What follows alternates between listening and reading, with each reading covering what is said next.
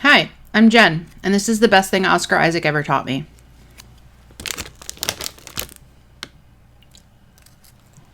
Quick reminder here at the top that this is an inclusive space where Black Lives Matter and we are anti-Asian hate. That means that you are safe here in the video with me and my Cheetos, and down below in the comment section where no hate speech of any kind will be tolerated. Today we're doing a Camp Nanowrimo wrap-up, and we're going to talk about depression. So if that is a topic that you don't want to hear about or that you can't hear about, we'll see you next time. Because I'm going to be talking a lot about mental health and my own mental health this week, I'm going to let you guys know I am not a licensed psychologist or psychiatrist. I do work with both a therapist and a psychiatrist, and I see my doctor on a regular basis to make sure that everything that I'm doing to manage my mental health and its symptoms is monitored. However, there are situations that happen a lot where even though my mental health is manageable, it's still not great. And so that causes sucky times sometimes. So that's what we're going to talk about today. I actually have zero live footage from this week. I did not work. Really, I wrote my daily prompt writing in my Hobonichi every day, but other than that, I overslept every day. I missed my 8 a.m. writing call with the London Writers Salon Monday through Friday, and I did not write a lot at the end of the day either. I even left my weekly writing seminar a little bit early because I just wasn't getting anything done and I wasn't feeling good. It wasn't doing anything negative for me, but it wasn't doing anything positive for me either. So I peaced out and I went to bed. I was in my bed every night this week between 8:30 and 9. Whether or not I fell asleep was a different story, but that's when I was in my bed.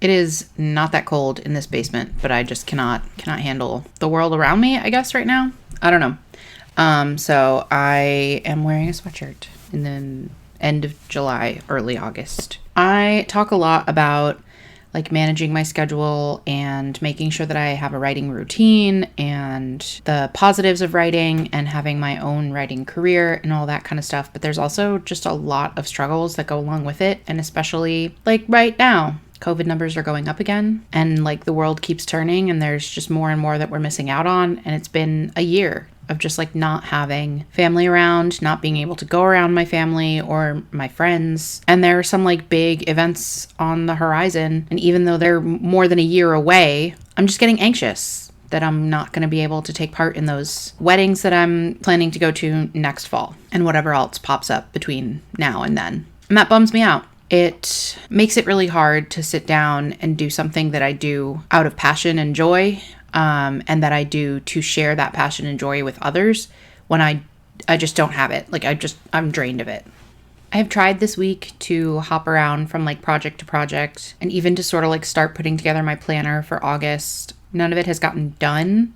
Some of it I just sat in front of my computer and was this is not happening today. I rewatched a bunch of 90 Day Fiancé because A, I knew what was going to happen. B, it was drama that I'm not dealing with. And C, I want to leave my home. I want to go other places. And so I was let me just watch some travel shows that are not going to actually make me itch to travel more. I don't know. I'm not going to rationalize it. I watched a lot of 90 Day Fiancé this week. I do have a deadline coming up for the partner zine, which thankfully I was ahead of schedule on working on that anyway. I try to plan for things like this so that if I do have deadlines, I try to get them in a week or two early, just in case I have really bad migraines or I have a case of depression or for some god-awful reason, Sebastian goes back into the hospital, which knock on wood, hasn't happened in quite a while. I am going to make my deadline for the partner zine, and I'm working on finding someone to look at the contract that I have for the novella. It's just been a rough week. I know it's been a rough week for a lot of people, so I don't know what's in the water or the air or whatever, but I see you, I love you, and we are going to get through this. One of the things that I'm trying to do when I have a week like this is to remind myself that when you zoom out, this is only 1 week of 4 in the month. And then you zoom out a little further and it's only 1 week of 52 in the year. I've definitely had weeks and days like this before, but if I looked at a calendar, I couldn't tell you this was the week that I failed to make it to the computer, or this was the day that I absolutely could not get out of bed. Those days have come and gone and I'm still where I am. So this is not going to derail me and it's not going to throw me off. And I just kind of have to get through it, feel my feelings, and do my best to make sure it doesn't spiral out of control. I think what might frustrate me the most about depression is that like my desire to do all the things that I want to do doesn't go away. So like I want to get my resource library up and running on Patreon. I want to get a video out this week. I want to get my writing done for Camp Nanowrimo, but I just don't have the energy. My body just feels hollow. And that's extra frustrating because then it's just time that I'm not using wisely or whatever, time that I'm not like being productive, even though I'm in survival mode. Not only am I doing that for myself, I'm trying to keep my kids safe and make sure that my husband can do his job in a house full of people who are overwhelmed and frustrated and just want to go and do stuff. Because at this point, 2.5-year-olds are not satisfied sitting in front of a TV. That's not going to burn off their energy or stimulate their brains. And so that's really frustrating when we can't take them even outside some days because the air quality has been horrible. And with this new variant, we don't want to like take them to the playground because the last couple times we went, the reason that we have had to leave is because another family has shown up and then the kids want to play together and they want to like hug and touch and high five. And that's not a risk that is worth taking right now. And it really sucks because they could really use that social interaction, but it could also get them very, very sick. We don't want to be stuck here. We want to go to the movies. We want to visit our family. We want to do things, and we just can't. It's just not an option right now. In order to have family or friends come to visit to even relieve us for an afternoon, they would have to quarantine. And a lot of my family is back in the office or never left the office. One of my sisters is a daycare teacher, and that's her job, to interact with other humans on a daily basis. So it's not doable for her to quarantine away from other people. I'm saying that from an understanding place. Like I know that that's people's jobs. We've been in this for 1.5 years now. People need to work and make money and continue to live. And I just wish that there were ways that we had figured out how to adapt that model a little bit more flexibly, which is obviously not in many people's control.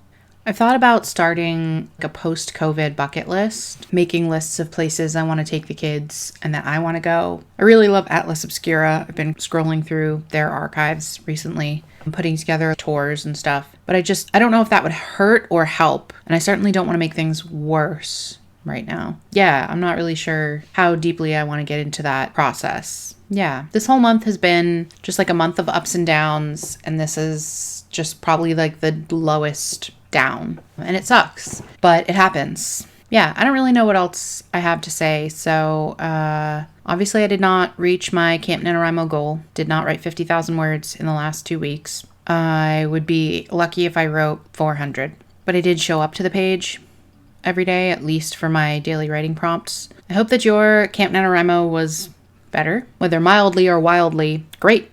Leave me a comment down below about your experience with Camp Nanowrimo or depression or both. I don't even know how to wrap up this video because like saying like and subscribe is really fucking weird after talking about depression. If you are struggling like me or more than me, or if you're struggling at all and you know that you're struggling, make sure that you reach out to a professional, or at the very least reach out to someone that you trust and talk to them about what you're going through and talk to them about finding some help in a safe and healthy environment. I think that's all I've got for this week, and hopefully I will be back soon with more upbeat content. Happy end of July, I guess. Happy almost end of summer. We've got less than 100 days to Halloween. Stay cool out there. Stay safe and stay healthy, and I'll see you next time.